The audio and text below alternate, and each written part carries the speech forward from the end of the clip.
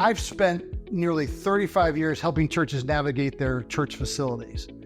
In the first part of my career, I helped churches design and build facilities, a lot of them being sanctuaries. And back in the 80s, 90s, we did a lot of pews in worship centers. And the old rule of thumb was once you reach 80% in your occupancy, based on the number of seats that it says you can have, you got to build, you got to do something different. You can't put any more people in the room. Well, part of the problem with pews, which by the way are the most inefficient way of seating ever in mankind, is I'd sit down, I'd put my purse or my Bible on one side, I'd put my coat on the other, and now I've taken up 3 seats. That's terribly inefficient, which also would lead to why you could only get to 80% occupancy in your rooms. Well, things have changed over the last 20 years. We now use flexible seating.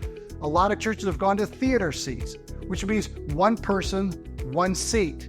You generally aren't taking up multiple rows, particularly in theater seats where you've got armrests. So what you want to be able to do when you're thinking about your seating is, do you really need to build, or maybe it's going to be cheaper for you to consider getting different seats? What if you took your pews out and put theater seats in? You might actually increase your occupancy by 20% or more by having theater seats versus pews. This rule of 80 is well intended. And if you're going to continue to use pews, you probably need to continue to go that route. But there's also another solution. Just because you can only get 80% in pews doesn't mean you shouldn't go to a second service.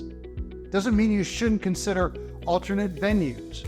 So the rule of 80 still applies if you're going to do pews and you're going to do a single service.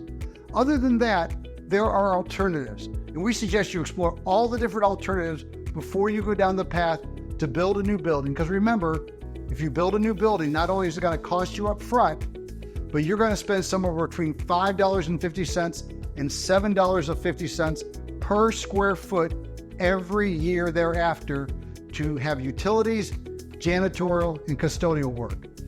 You make the decision.